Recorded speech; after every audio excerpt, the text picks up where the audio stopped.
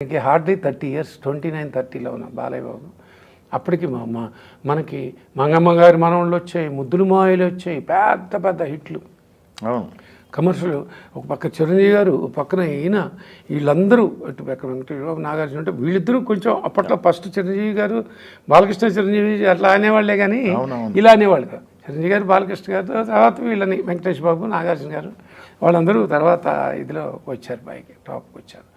ఇలా ఉన్న దీంట్లో అలా అంటే ఇదిలో కూడా ఒక క్లాసిక్ చెయ్యొచ్చా, ఇది క్లాస్ సినిమా, క్లాస్ డైరెక్టర్. ఎందుకంటే అంతకుముందు ఆయన కెరీర్ ఏంటి, పుష్పకు, విచిత్ర సోదరులు, అమావాస్య చంద్రుడు, రాజపార్వై, ఒక క్లాసిక్స్. అవును, ఇలాంటి దాంట్లో ఒక ఎక్స్పెరిమెంటల్ కమర్షియల్ ఏది మన ఏది విచిత్ర సోదరులు, బట్ కమర్షియల్ ఫిలిం అని ఆయన ఆలోచించకుండా చేస్తున్నాం అని అంటాం. అట్లా ఈ సినిమాకి ఒక బీజం పడింది.